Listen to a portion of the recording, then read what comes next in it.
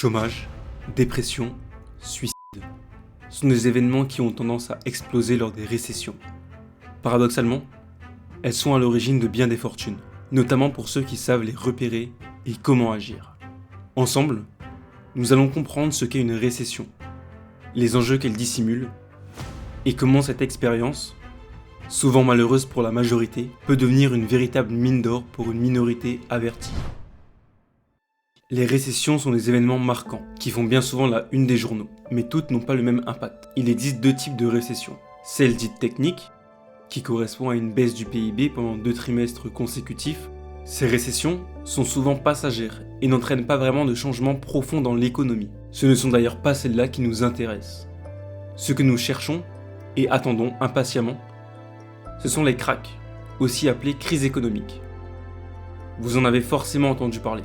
Pour les plus connus, nous retrouvons la crise de 1973 avec ce que l'on appelle le choc pétrolier, qui est apparu lorsque les pays membres de l'OPEP ont décidé de réduire drastiquement la production de pétrole, entraînant une inflation massive puis une crise.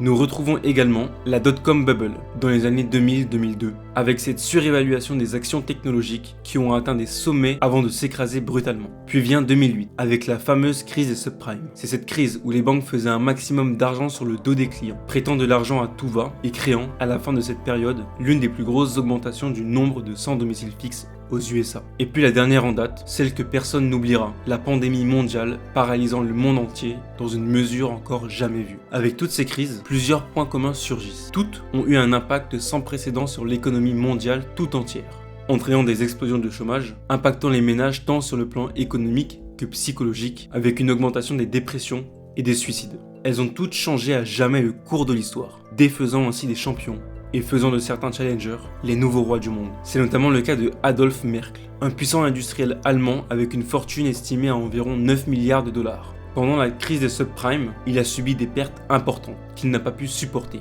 Il décidera de mettre fin à ses jours. Il y a aussi un célèbre trader, Jesse Livermore, qui avait une fortune d'environ 100 millions de dollars en 1929. Cela était vraiment colossal pour l'époque. Suite à la Grande Dépression qui a frappé les USA et à la perte de sa fortune, lui aussi décida de s'enlever la vie. Mais ce qui est vrai pour les particuliers, l'est aussi pour les multinationales, voire même les États. C'est le cas de Lehman Brothers, avec une dette qui a atteint près de 613 milliards de dollars. Sa faillite entraîna avec elle près de 25 000 employés, qui, du jour au lendemain, se sont retrouvés sans rien. On retrouve aussi General Motors, constructeur automobile de renom, connu pour ses magnifiques Chevrolet et Cadillac. Lors du dépôt de bilan, on comptait près de 21 000 licenciements. Mais les États aussi sont impactés et peuvent faire faillite. C'est le cas de beaucoup de pays d'Afrique, comme la Zambie, mais aussi le Venezuela, ou encore plus récemment, l'Ukraine.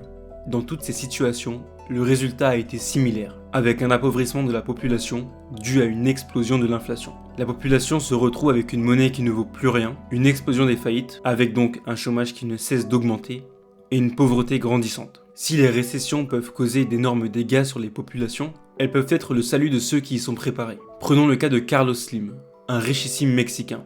Il a fait fortune lorsque son pays rencontrait de graves difficultés financières. Bien loin des centaines de millions de dollars des oligarques, il a commencé avec 400 000 dollars, qu'il a investi dans des entreprises en difficulté au Mexique, pendant la crise économique mexicaine de 1994, appelée la crise du peso. Slim a acheté des entreprises et des actifs immobiliers sous-évalués. Il a ainsi profité de cette période de dévaluation pour acquérir des sociétés comme Telmex, une entreprise de télécommunications nationale. Grâce à ses investissements stratégiques pendant la crise, il a accumulé une grande richesse, avec une fortune estimée à 80 milliards de dollars. On retrouve également Mark Cuban, un génie, qui a senti l'engouement lié aux technologies avant la crise de 2001 et qui s'est associé avec Todd Wagner, partenaire avec qui il a investi 15 000 dollars dans une entreprise qui s'appellera Broadcast.com. En 1999, sentant la crise venir, il décida de vendre sa participation à Yahoo.com, percevant ainsi 5,7 milliards de dollars. Les entreprises aussi se servent des récessions pour grossir et devenir incontournables dans leur domaine. Il y a aussi Google qui s'est servi de la faiblesse de YouTube pour l'acquérir en 2006, ou bien Microsoft qui racheta Nokia ou LinkedIn. Vous l'aurez compris, les exemples sont nombreux. Mais si cela vous semble encore trop loin de votre situation, voici quelques exemples de placements que vous auriez pu faire pour vous enrichir de façon conséquente. Commençons en 2000. La crise Internet frappe, provoquant un crash sans précédent sur toutes les entreprises technologiques. Certaines mourront, pendant que d'autres, non pas sans mal, se relèveront. C'est le cas pour Oracle, Microsoft ou encore eBay, pionniers dans leur domaine à l'époque. Oracle a perdu jusqu'à 84% de sa valorisation lors de cette période. Pour Microsoft, on parle d'une perte de 66%. Et enfin, eBay avec moins 77%. Là où certains ont cédé à la panique et y ont vu la fin d'une ère, d'autres y ont vu une opportunité. Si vous aviez à ce moment acheté ces 3 actions, vous empocheriez un profit de 2657% avec Oracle, 2243% avec Microsoft et enfin 2786% avec eBay. Concrètement, avec un investissement total de 1000 €, vous auriez pu récupérer près de 26 000 €. Ainsi, vous aurez compris que les récessions rebattent les cartes du jeu. Certains empires s'effondrent alors que d'autres naissent.